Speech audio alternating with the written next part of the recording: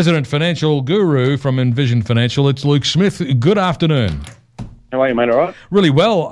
It's funny not to have you across the desk in the studio, but we will carry on regardless, despite the isolation restrictions that have been placed upon us. We're going to continue our series today about setting up and running your own self-managed superannuation fund. But just before we get stuck into that, it's very topical at the moment. A lot of people are wondering whether or not they'll be able to access their superannuation early if they encounter financial hardship as a result of the current health crisis. Now, that's kind of difficult to do at the best of times, but it can be done, and there are suggestions that perhaps the government should make it easier. Yeah, look, I think it's something that people are going to try and reassess their value proposition in relation to their overall situation. I think one of the important things we need to keep in mind here is that, as we've seen in China, this will get some momentum, and I think we're obviously a little bit behind them in relation to what they're dealing with. But people want to be able to have that security and comfort of knowing that if something does happen, like lost incomes, inability to work, or being quarantined in a house where obviously the key bread earners are busy playing ping pong, being able to get hold of some money in relation to superannuation will give people an element of comfort. I think if they're going to do this, they need to put some fairly strict rules around an already very strict environment, because obviously superannuation is for the longer term, and this potentially and hopefully should be a short-term issue. But generally speaking, if you want to access superannuation under the hardship provisions, you have to have been receiving Centrelink for a set period of time. So obviously that's very difficult in the short term when people haven't met those sorts of conditions at the moment. But if they were to open those doors and give people a one-off reprieve or the ability in certain situations to access a super, I think protecting the community and obviously people's way of life and families is really, really important. So if it's something that we need to go out of the box on, like we've seen with travel and some of these other one-off regulations, I think it's probably a good thing as long as it's policed and controlled. Absolutely. And at the same time, the Self-Managed Super Fund Association, along with National Seniors of Australia, have written to the Treasurer asking for the minimum drawdown rate to be reduced to half what it usually is in the present circumstances. What does that mean, and is that a good idea? Yeah, look, I think it's a great idea. I think one of the things that people are struggling with at the moment in relation to their portfolios and their superannuation is some context. Now, obviously, when we start an income stream during the financial year, there's a minimum amount of money that needs to be taken so that you can benefit from all of the concessional treatments that a pension account has, like no tax inside the fund and obviously no tax coming out to people over the age of 60. The minimum pension threshold is set by age. So if you're 55 to 65, the minimum you need to draw over a full financial year is 4%. And then from 65 to 75, it increases to 5% and so on. So in light of a change in capital value and some peace of mind, and obviously giving people the ability to preserve as much of their capital as possible within their elected superannuation or pension structure, I think it's probably prudent, and it'll help limit the damage where people are forced to take money out that they may or may not need from a tax effective environment that, again, thinking forwards, they may not be able to put the money back in depending on age, employment and a range of other factors. So I think, again, a one-off reprieve to try and help people preserve the capital value of their accounts is very, very prudent. And the other thing that there are calls for at the moment is for yet another, one more reduction to the deeming rate. I know the deeming rate was recently reduced as part of the response to the coronavirus threat, but it had been a long time prior to that it had not been reduced. And now, of course, we've seen the Reserve Bank cut interest rates again since that decision. So there are calls for another reduction in deeming rates. Obviously, we just have to await the government's pleasure on that one. But that would be a big help, wouldn't it? Yeah, look, I think, again, if we think about the proportion of the population that are reliant on full or part pension to fund their lifestyle and do the things they want to do, I think if we can just be realistic about the thresholds. Obviously, we've seen cash fall, as we've just mentioned, and I don't think we're going to see a significant increase in the earnings rate of most companies in light of the financial impact of the coronavirus. And I think that's one of the big unknowns at the moment that's obviously spooking markets, because markets are very forward-looking and they're obviously factoring in a 30-40% reduction in earnings. So if we can help, again, give some cash flow to the government or from the government to the people that need it most and have a realistic expectation of earnings and the way that they treat earnings, I think, again, it'll be good for everybody, even if it was a short-term measure that they then reviewed when we got out the back of the other side of this virus. And in another piece of relatively better news, while the share market is down roughly 30% since its peak in February, the average balanced superannuation account has declined about 10 to 12%. So it's holding its own a lot better, isn't it? Look, I think this is really, really important for everybody out there, because I think there's a lot of misconceptions around the impact of the market. And I preface it by saying, if you're watching the news in the morning and you hear equity markets are off 30%, you know, the broader market is off X, just remember that you obviously, in most instances, don't have 100% of your accumulated assets in one asset class. And that's why we have diversification across different areas of the market, because different things are reacting in different ways. And, you know, most things now where you're running sort of 70% growth assets and 30% defensive, if equity markets in totality are off 32%, I'm seeing the slightly more aggressive play around that 15% mark, which obviously is there because that's their approved risk profile and they want to generate a solid income stream. But it's very important that people keep in context that if an equity market moves, it does not mean that your total portfolio or accumulated super has moved exactly that amount. I think people need to take a breath, take a step back. I appreciate that it's concerning at any age, because obviously I have super, you have super, everybody has super. But you need to keep it in perspective. If you're running a 50-50 growth and defensive portfolio, you will not fall at the same rate as a 100% equity portfolio and so on. So check what you've got, check your underlying assets, and then just take a step back and see how it's actually affected you before you jump into thinking that 30+% of your super has been eroded overnight. Because it hasn't.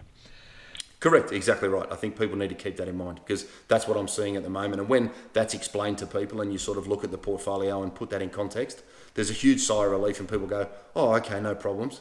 Now let's carry on like normal human beings. And at a later date, presumably in a few months' time, the market will start climbing back up again when everybody puts all their efforts into recovery and rebuilding. And that will in itself stimulate a lot of economic activity trying to put businesses back together. Yeah, look, again, I think this is where people need to stick to their knitting, as someone said to me today, because if you start changing your asset allocation midway through, and you move to a more defensive allocation because maybe fear or the unknown has got the better of you, you could actually do some significant damage to your ability to recover when things start to rally. And we've seen markets react very positively off very small bits of news. And generally speaking, obviously, the downside will always overshoot in relation to the expectation of earnings. But if you can hold steady and maintain your asset allocation, you'll have the greatest ability to try and make the most of a rally. And I think once things start to move forwards and we stop talking about coronavirus, we could see some significant leaps in the right direction like we've seen on the way down. So I think we've got to remember that super's long term, and hopefully this is a short term problem. Indeed, that's right. And when we say short term, yes, months, maybe even 18 months, but that's a worst case scenario, isn't it? Hopefully exactly. It'll get better a lot sooner than that. Now, longer term, of course, is anything more than 4 or 5 years, isn't it? Yeah, look, I guess in meetings I'm having with people at the moment, obviously those with cash are looking at it as a really good buying opportunity for good quality assets, and I obviously think that's, again, taking a longer term view. Most of the discussions I'm having are around, is this a good company 3 to 5 years from now? I think if you want to play those edges and day trade and sort of ride the lightning, that's really not what superannuation is for. And if you have a risk tolerance to do that, that's great. By all means, take your chances. But I think you'd have to be a fairly brave individual seeing some of the swings that we saw across general indices. We saw the property index yesterday fall 13%, and we saw it bounce back 14% today. So it's a topsy-turvy time, and I think we just need to keep the life jacket on and keep looking at the shore. Absolutely. Now, I know we've used up a bit of time, but let's embark upon today's topic. Now that our self-managed super fund is up and running, as we discussed in last week's program, what are some of the things we need to do to make sure it runs correctly? Yeah, so obviously last week we started the 4-week series on the self-managed super funds, and this week we say, okay, we've got it up and running. So over the next 12 months, now that we have an operating fund, what are some of the key things that we're going to need to do as the trustee and potentially the member? Obviously, the first one is review our investment strategy. It's very important that the super fund has the goalposts set in the ground, and obviously an investment strategy, as we touched on last week, is very important to talk about things like diversification, liquidity. And in times like this, it's probably prudent for people to go back to their investment strategy of their fund and make sure that, okay, these were the ranges we said we were happy to tolerate, and these were the allocations that we were going to hold, and this was the amount of liquidity that we will have in the fund. And I think that is very, very prevalent at the moment, because a lot of the portfolios that we run, we generally keep 12 to 18 months of cash at all times. And that says we've automatically got a buffer of, a year and a half where we wouldn't need to look at assets. So all of these sorts of important considerations are real life examples now, and they're detailed in a super fund's investment strategy. So that's the first one that I'd be looking at. The second one, obviously, as the trustee, you have an obligation to review the insurance needs of the members. Now, generally speaking, a lot of the funds that we see are a couple. So mum and dad are the member, and they just happen to be the trustee as well. So under the rules, you have to review the insurance needs of a member each year and make sure that their situation and requirements haven't changed. And that can be done through some pension minutes or some superannuation minutes that say that the trustees have put on their management hat, they've considered the needs of their members, regardless of the fact that it actually could be themselves that they're thinking about. And they've minuted or documented the fact that they've looked at their insurance needs, they've considered the policies they already have, or they've notified the trustee that they don't need to maintain a policy for whatever reason, depending on their broader circumstance. So they're two things that the trustees need to do on an annual basis.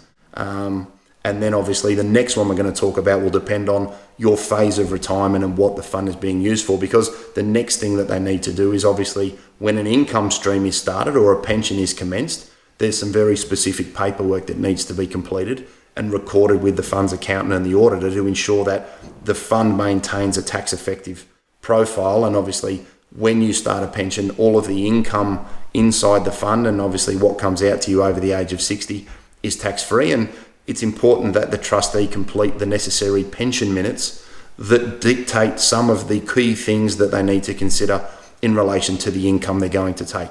And what I mean by that is we need to know how much money is going to be started in the pension. We need to know the components or the taxable and tax-free breakdown of that member's account. We also need to know that they've drawn the minimum and that the deed allows them to take that sort of pension. Last week we touched on obviously the creation of the super fund and the deed, which is the book that holds all of the rules for the fund. It's important that the deed allows you to pay an account-based pension, a transition to retirement pension, a market-linked pension, and all of the other income streams that are out there in the open market. So make sure that the pension minutes are completed, because obviously it's a requirement of the fund. The accountant of the super fund will be looking for this information so that they can complete the tax return and undertake the necessary taxation work. And also the auditor of the fund will want to know the percentage of the fund that is tax-free, and they will complete and get an actuarial certificate at the end of the year. And that's one of the functions that the accountant will undertake as part of the completion of the tax return, but we'll come to that bit in a little while.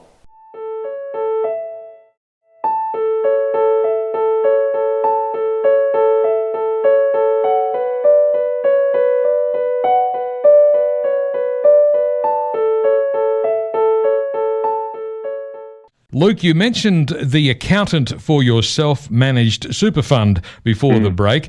Now, you can't just do that yourself. You need to have an accountant, apparently. Why is that? Well, obviously, it's a legal requirement because a self-managed super fund is a trust structure. The trust needs to complete a tax return each year, and that's obviously the collation of income and earnings, and obviously to remit the necessary tax depending on the structure of the superannuation fund. So if you're a qualified accountant, obviously you can do your own tax return because you have that skill set, but most people obviously don't have that ability. So obviously it's something that you outsource, and the accountant will take care of all of the key obligations under the legislation in relation to the maintenance, the reporting, the taxation, and all of the minutes and compliance requirements to ensure that the fund maintains its complying superannuation status, because the penalties of to become non-compliant are extremely serious, and it's not something that you ever want to dance with. And you definitely don't want to wave your hand up and become a target for the ATO. So getting an accountant is a very prudent way to ensure that all of the requirements are met over the course of a financial year. Now, it's important to keep in mind that one of the big advantages of a self-managed super fund is obviously that the tax return is completed in the following February of the end of the financial year. So you can obviously do it straight away, but it takes a couple of months to collate all of the distribution and the paperwork associated with the underlying investments. But once that's all collected, obviously the tax accountant then would make sure that they have reconciliations of bank accounts, they've got contract notes, they've got holding statements, they've got managed fund application paperwork, and they've got the unit holdings. They've also got property valuations for those that have commercial assets in the fund, and obviously the valuation of non-standard assets such as paintings, cars, wines, pink diamonds, and all of the other fun, funky things that you can put into a super fund, provided that you meet all of the collectible rules, which are fairly onerous. So if you've got a painting in the super fund and it's hanging in your kitchen, I'd advise you to get that in a storage facility as quickly as possible and make sure that the ATO doesn't come knocking, because the biggest misconception is it'll never happen to me until it does. Okay, so what is your accountant going to need in order to make sure all these important tasks are completed? Yeah, okay, good one. So obviously they're going to want a reconciliation of the bank accounts that you may run through the fund. Now, depending on how you operate your fund, you may have multiple bank accounts because you may have multiple members. Obviously, they're going to want confirmation of pensions.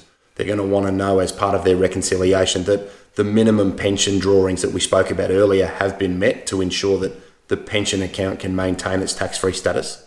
They're also going to want to see copies of transactions, holding statements, distribution notices, because that will be the tax information that they will need to complete the overall tax position of the fund. They're going to want to know about contributions. Have you made a deductible contribution? Have you made a non-concessional contribution where no deduction is claimed? So having really good records along the way through the financial year, I find, makes the 30 June exercise a lot easier, because sometimes we can't remember what we did last week, let alone where some money came from 8 months prior. So that's obviously very, very important. You want to have your valuations for your collectibles and your non-standard assets, and obviously your commercial properties. And obviously then make sure that if you do have a commercial arrangement in relation to the rent from a business to a property owned by the super fund, that you've met that obligation, and that obligation is obviously at an arm's length basis, and that you haven't been doing any underhanded deals in relation to a little bit cheaper rent and a little bit of this, because obviously the ATO is all over non-standard income, and they like to see everything held at an arm's length basis. So as long as your paperwork is really, really tight and you're very consistent and transparent, then you generally don't have any troubles knocking over the tax return and getting it finished. And the bottom line there is the paperwork's got to be accurate, and you've got to have proof of everything. Keep all your receipts, all your paperwork in order for your accountant to complete the job. Luke, we're going to run out of time, but where do we go for more information? Yeah, obviously, www.envisionfinancial.com.au. Obviously, we've got the Knowledge Centre there where we have a raft of technical information and some general reading for everybody. We've got YouTube, obviously, Envision Financial Canberra, where we can recap the show and have the key takeouts as an education piece. So you can subscribe to that. And we have the Strategy Stacker on iTunes, where I talk about, the podcast and other things that we'll be bringing in this year, where we'll be able to give you some further information on individual topics. Marvellous. Thanks very much, and we'll catch you again next week. Thanks, mate.